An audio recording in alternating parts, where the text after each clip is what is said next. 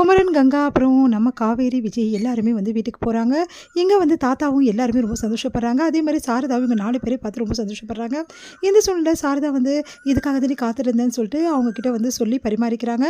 அடுத்து வந்து இங்கே என்ன பண்ணுறாரு பசுபதி வந்து அவங்க பொண்ணை கூட்டிகிட்டு அஜய், அன்பரசு எல்லாரும் கூட வராங்க. எல்லாரும் இங்கே வராங்க நம்ம விஜய் வீட்டுக்கு. பார்த்துட்டு வந்து அதிர்ச்சி அடைகிறாரு தாத்தா எல்லாருமே. அடுத்து வந்து ஆரத்தி எடுங்கன்னு சொன்னோன்னா ஆரத்தி எடுக்க முடியாது அப்படின்னு நம்ம தாத்தா சொல்கிறாரு.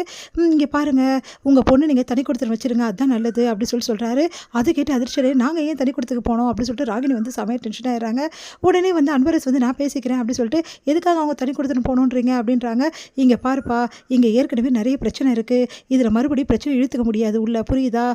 ஏற்கனவே வந்து காவேரிக்கும் அவங்களுக்கும் நிறைய பிரச்சனை. காவேரிக்கு அவங்களுக்கு தானே பிரச்சனை, நம்மளுக்கு என்ன வந்தது? கொஞ்சம் புரிஞ்சுக்குங்க மாப்பிள்ள. காவேரி வந்து ராகினி ஒரே வீட்டில் இருக்கிறதுக்கு சான்ஸே கிடையாது. அதுவும் அவங்க அப்பா வருவார் போவார், தேவையில்லாத பிரச்சனை தான் வரும். வீட்டில் பிரச்சனைன்னு தெரிஞ்சு எல்லாத்தையும் இழுத்துக்க முடியாது. ஏன் முன்னாடி நீங்கள் சம்மதிச்சிங்களே? ஆமாம் சம்மதிச்சோம், அப்போ தெரியாதே இந்த மாதிரி எல்லாம் அமக்களெல்லாம் பண்ணுவாருன்னு சொல்லிட்டு. ஆல்ரெடி வந்து நிறைய விஷயங்கள் அவர் தப்பாக பண்ணியிருக்காரு. அதையும் வந்து நாங்கள் மறந்துட்டு அஜய் வந்து விரும்பினான்னு ஒரே காரணத்துக்காக தான் எல்லாரும் ஓகே சொன்னோம். ஆனால் வந்து இப்போ அதுவும் வந்து வழியே கிடையாது. ஏன்னா வந்து திருட்டுத்தனமாக வந்து இந்த மாதிரி கல்யாணம் பண்ணியிருக்கீங்கன்னு யாருக்கு தெரியும்? நாங்கள்லாம் வேணாம், எங்கள் சம்மந்தமே தேவை கிடையாது அப்படின்னு தானே திருட்டுத்தனமாக கல்யாணம் பண்ணிங்க. அப்போ உங்களுக்கு என்ன விருப்பமோ உங்கள் வீட்டில் போய் வாழ வைங்க, இந்த வீட்டுக்கு எதுக்கு கூட்டின்னு வந்தீங்க அப்படின்னு சொல்லிட்டு தாத்தா கேட்குறாரு. அப்போது இந்த வீட்டில் எங்களுக்கு உரிமை இல்லைன்னு சொல்கிறீங்களா? மாப்பிள்ளை, உங்களுக்கும் சரி எனக்கும் சரி யாருக்கும் எந்த உரிமை இல்லைன்னு உங்களுக்கே நல்லா தெரியும். தேவையில்லாத எதுக்கு பேசிகிட்டு இருக்கீங்க? அப்படி என்னங்க நீங்கள் இப்படி சொல்கிறீங்க? எப்படிங்க உரிமை இல்லைன்னு சொல்லுவீங்க? இங்கே பாருங்கள், இது அஜய் வீடு தான், விஜய் வீடு மட்டும் கிடையாது அப்படின்னு சொல்லிட்டு சொல்கிறாரு பசுபதி. ஏங்க உங்களுக்குலாம் விஷயம் தெரியுமா? தெரியாது. என்ன மாப்பிள்ளை இவர் இப்படி பேசிகிட்டு இருக்காரு, நீங்கள் எதுவுமே சொல்லலையா? அமைதியாக இருக்காரு அன்பரசு. சரிங்க நானே சொல்லிடுறேன் போதுமா, அதெல்லாம் ஒன்றும் சொல்ல தேவையில்லை. இப்போ என்ன இந்த வீட்டுக்கு நாங்கள் வரக்கூடாதா? நாங்கள் வந்து தான் தீருவோம். என் பொண்டாட்டி இங்கே தானே இருக்கா, என் பொண்ணு இங்கே தானே இருக்கா, அப்போது நானும் இங்கே தானே இருப்பேன். அப்போ என் பையன் மட்டும் தனியாக போடுமா? இங்கே பாருங்க மாப்பிள்ளை, நீங்கள் தெரிஞ்சு பேசுகிறீங்களா தெரியாமல் பேசுகிறீங்களான்னு தெரியல. தனி கொடுத்தா அவங்கள வச்சாகணும், இதுதான் என்னோட முடிவு, புரியுதா? மீறி வந்து அந்த பொண்ணு இங்கெல்லாம் வந்து வாழ முடியாது, தேவையில்லாதெல்லாம் பண்ணாதீங்க அப்படின்றாங்க. இங்கே பாருங்கள், தனி கொடுத்துன்னு போகணுன்னு முடிவானா அதை அவங்கள போக சொல்லுங்கள், விஜயும் காவேரியும். ஏன் வந்து ஏன் மாப்பிள்ளையும் பொண்ணும் போகணும் அப்படின்னு சொல்லிட்டு கேட்குறாரு பசுபதி. என்ன நீங்கள் லாஜிக் இல்லாமல் பேசுகிறீங்க? அப்படிலாம் எப்படி போக முடியும்? இது விஜயோட வீடு, விஜயோட வீட்டில் விஜய் தான் இருக்கணும். விஜய் யாரை வந்து வச்சுக்கிறானோ அவங்கள தான் இருக்க முடியும், மற்றபடி வேறு யாரும் எப்படி இருக்க முடியும்? என்னது விஜய் வீடா?